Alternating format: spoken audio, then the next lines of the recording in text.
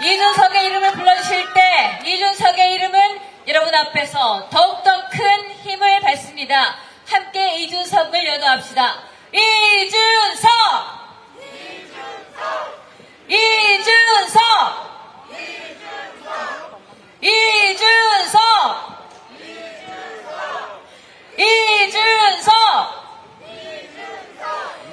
동탄에서 삼장구도로 당당하게 국회 입성했습니다. 그 압도적인 성실함이 동탄의 기적을 만들어냈습니다. 동탄의 기적을 중앙대학교 후문의 기적으로, 서울의 기적으로, 대한민국의 영광으로 만들 준비 여러분 되셨습니까?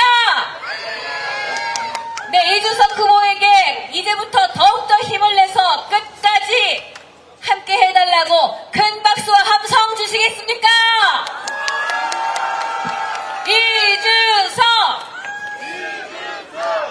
이준석! 네, 여러분 고맙습니다. 마이크 넘기겠습니다. 안녕하십니까, 이준석입니다. 오늘 이렇게 만나뵙게 돼서 반갑습니다. 감사합니다. 예, 오늘 날씨가 정말 좋습니다. 공부하기 좋은 날이기도 하고 또 한편으로는 굉장히 투표하기 좋은 날일 거다 이런 생각하는데 맞습니까? 예, 이번 선거 정말 6개월 동안 계엄 탄핵 정국 때문에 우리 국민들이 정말 많은 고생을 하셨습니다. 그 계엄 탄핵 정국을 마무리하는 그런 선거가 이번 대통령 선거입니다.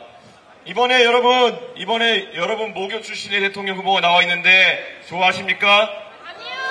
예, 반응이 별로 안 좋은 것 같네요. 예, 이번에 사실 대한민국의 이 혼란을 끝내기 위해서 여러분께서 주권자로 어떤 선택을 하실 때가 왔습니다. 대한민국의 산적한 문제 중에 어떤 것을 다뤄야 하고 어떤 것을 해법으로 삼아야 하는지 여러분께서 선택해 주실 시점이 왔습니다. 자, 지난 한 7, 8년 동안 대한민국의 정치가 어떻게 흘러왔는지 여러분 잘 아실 겁니다. 2017년 박근혜 대통령이 탄핵된 이후 그때부터는 양 세력이 정권을 번갈아 가지면서 서로 복수하기 위해서 애썼습니다. 그때도 탄핵이 있었고 탄핵 이후에 문재인 대통령께서 많은 지지를 받으면서 대통령이 되셨습니다. 그런데 그 동력을 대한민국을 개혁하고 대한민국의 중요한 문제들을 푸는 데 사용하지 않고 윤석열 검사라는 사람을 불러들여서 적폐청산을 하라고 했습니다. 그 결과 여러분이 아시는 것처럼 많은 사람들을 감옥에 넣는 그런 시도가 이어졌고 결국 양 진영의 복수와 증오심이 자리하게 되었습니다. 이번에 윤석열 대통령이 당선되고 나서도 다르지 않았습니다. 결국 윤석열 대통령은 야권과의 극한 대립을 선택했습니다. 그래서 결국 서로 감옥에 보내려고 하고 서로 방탄하고 이런 것들로 대한민국의 중요한 시간이 모두 흘러가 버리고 만 것입니다. 그래서 저는 오늘 여러분께 제안하고자 합니다. 적어도 대한민국에 가야 할 곳은 왼쪽도 아니고 오른쪽도 아니고 앞에 있다라는 생각을 저는 합니다. 이번에 여러분께서 대한민국의 중차대한 문제 중 하나인 국민연금 개혁안을 빨간당과 파란당이 어떻게 처리하는지 보셨을 겁니다. 빨간당과 파란당의 의원들이 야합해서 통과시킨 국민연금 개혁안이라는 것이 더 내고 더 받기라고 이름 붙여져 있지만 사실은 누가 더 내는 겁니까? 바로 여러분과 아직 태어나지도 않은 미래 세대가 더 내는 것입니다. 더 받는 게 누굽니까? 당장 연금 수급을 개시하는 기성세대가 더 받는 겁니다. 여러분이 더 내고 나서 나중에 받으려고 할 때쯤이면 인구 구조가 피라미드형이 되어가지고 도저히 연금 제도를 지탱하기 어려운 상황이 올 것이라고 합니다. 여러분, 그렇기 때문에 이것이 바로 여러분과 미래 세대를 속이는 야합이라는 것입니다. 이런 야합하는 정치 바꿔야 되지 않겠습니까? 개혁신당이 의석이 적지 뭐가 지금까지 틀린 말을 그렇게 해왔습니까? 개혁신당은 지금은 비록 지적을 받더라도 나중에 봤더니 그래 개혁신당이 하는 말이 맞구나 라는 평가를 듣는 것을 저희는 목표로 합니다. 저희가 처음에 전장현 문제에 있어가지고 장애인들이 의견을 이야기하는 것은 좋다 하지만 다수의 불편을 초래해서 그것을 관철시키려고 하는 것은 비문명이라고 했을 때 여야 막론하고 공격을 받았습니다. 하지만 지금 시간이 지난 뒤에 많은 분들은 아실 겁니다. 결국 그런 식으로 시위해가지고 관철시킬 수 있는 것은 없다. 저처럼 TV 토론을 하자, 공적인 영역에서 다 같이 이야기해보자 하는 것이 오히려 문명사회에서 우리가 갈등을 풀어가는 방식일 것입니다. 그것 외에도 제가 작년에 노인 무임승차제도 이제는 바꿔야 될 때가 왔다 이렇게 얘기했을 때 많은 공격이 들어왔습니다. 하지만 확실한 것은 무엇입니까? 올해 들어서 많은 기사가 나고 있습니다.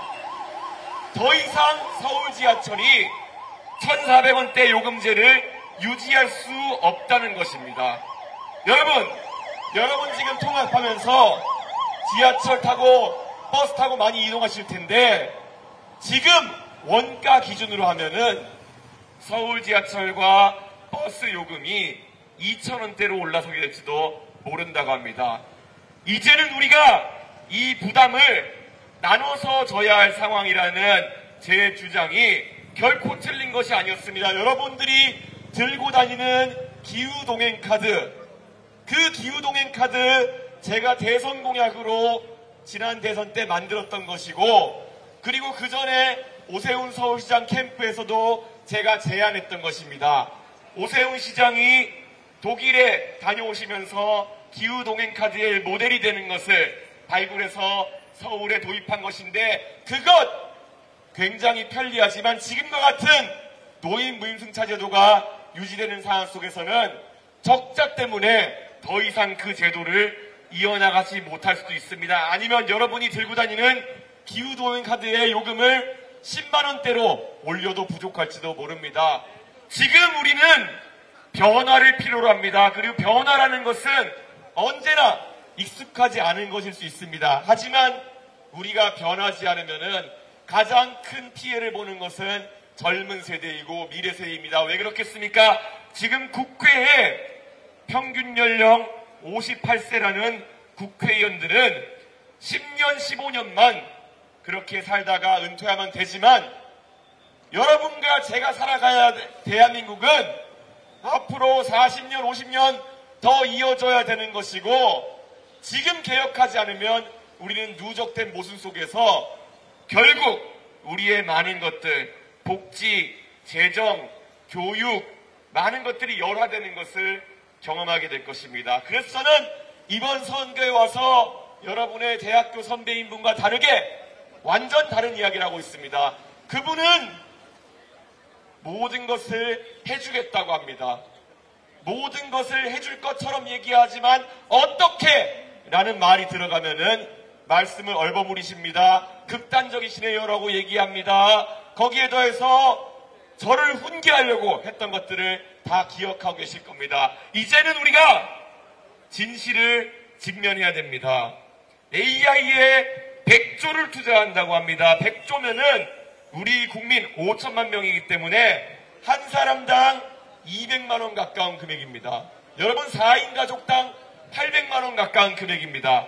적어도 한 가족당 800만 원 가까운 금액을 어디다 투자하게 한다면은 무엇에 투자할지 정도는 우리 국민들에게 이야기할 수 있어야 되는 것 아니겠습니까? 그런데 여러분의 선배께서는 그것에 대해 가지고 답변을 얼버무리셨습니다. 그것뿐이겠습니까? 이미 건강보험료 대한민국의 총액이 97조 원 정도 됩니다. 그런데 몇 년 뒤면은 30조씩 적자가 날 겁니다. 우리가 내는 건강보험료보다 더 많은 비용이 쓰이게 될 것이기 때문에 여유가 없습니다. 그런데 제가 이재명 후보에게 물었습니다. 공약에 간병비 혜택을 주겠다 돼 있던데 그 금액이 15조인데 그 중에 몇 프로를 대주실 것이며 어떻게 하시겠습니까? 그랬더니 이재명 후보가 여유가 생기는 대로 해야지요 이랬습니다. 마이너스 30조인데 여유가 어디 있겠습니까? 그 말인즉슨 여러분이 사회에 진출해서 내야 되는 건강보험료와 세금을 더 걷겠다는 얘기는 싹 숨기고 더 해주겠다는 이야기만 여러분의 얘기하면서 매표를 하고 있는 것입니다. 저는 적어도 우리가 앞으로 솔직해져야 된다라는 얘기를 합니다. 여러분, 지난 6개월 동안 대한민국은 다시는 경험할 것 같지 않았던 내란의 상처 속에서 힘들어했습니다. 1979년, 1980년 이후에 계엄이 다시 터지다니요. 저는 계엄에 대해 가지고 따끔하게 비판하지 못하는 세력은 절대 집권해서는 안 된다 생각합니다. 하지만 그 대안이 정말 여러분의 미래를 끌어다가 펑펑 재정을 쓰면서 결국은 30년 만에 IMF와 같은 환란을 가져올 수 있는 세력이라 한다면은 저는 그것 또한 거부해야 된다 이렇게 생각합니다. 여러분, 학교에서 경제학의 기본만 배우셔도 개론만 배우셔도 대충 아실 것입니다. 재정에 있어서 우리가 기축통화국이 아니라는 것은 아실 겁니다. 그런데 여러분의 선배께서는 우리나라가 기축통화국이기 때문에 돈을 펑펑 써도 된다 그런 취지로 이야기하십니다. 제가 알고 있는 경제학은 그렇지 않습니다.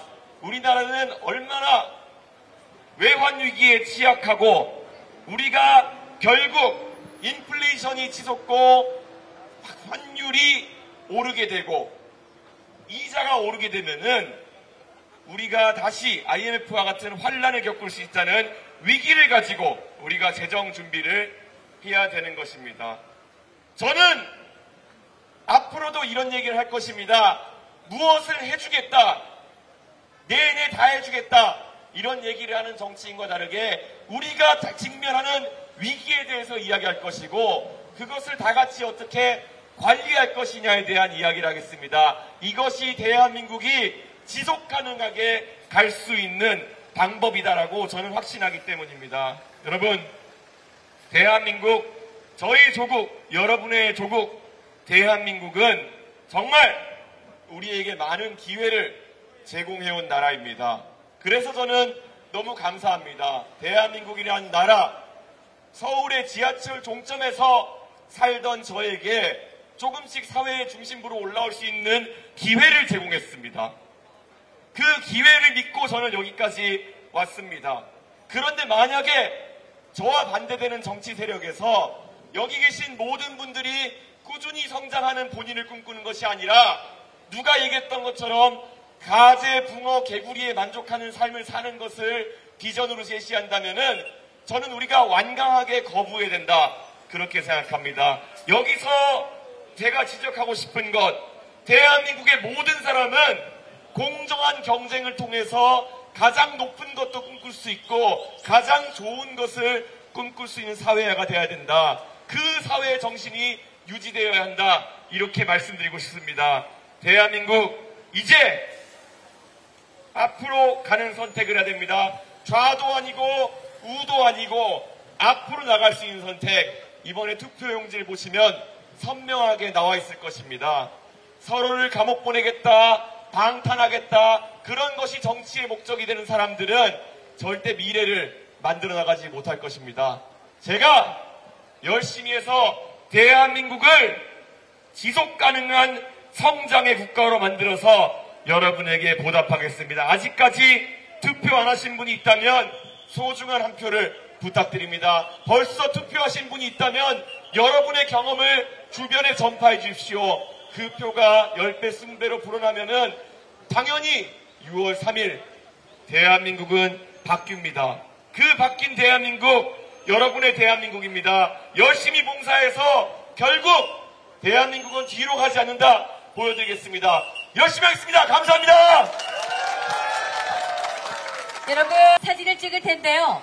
모든 분과 사진 다 찍고 가도록 하겠습니다. 그러니까 예, 제가 잠깐 무대 위로 올라가서 설명드릴게요.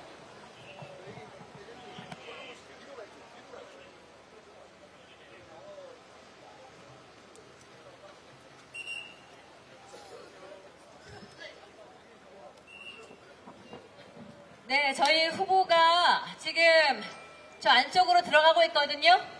예, 지금 너무 급히 이동하시면 혹시 안전사고가 날까봐 차량도 오가고 있기 때문에 조심해 주시기를 당부드려요. 아, 예, 지금 너무 빨리 이동하지 마시고요. 네, 저희 후보가 지금 다가서고 있는데 적당한 위치를 저희 팀이 잡을 겁니다. 지금 우르르 이동하시다가 혹시 서로 겹쳐지면 안 되니까 천천히 가세요. 예. 네, 지금 저희 잠깐만 서주십시오. 지금 저희 손을 번쩍 들고 있죠? 네. 저 위치가 후보가 있는 위치이고, 여러분 줄을 좀 얇게 서서 주셔야 순서대로 해주시겠습니다.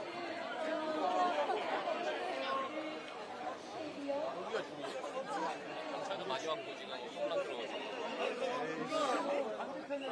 혼란 들어가서 중거리 배야 되지. 라인 잡을 수 있게. 거기 앉을 때 라인 잡아주시면 됩니다.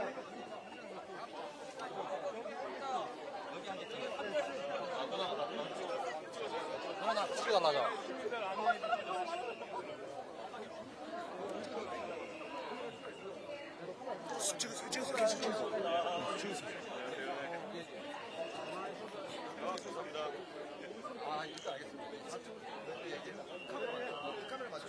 이쪽에 시민들이 쌓여 있는데 안내 소식 부탁드립니다.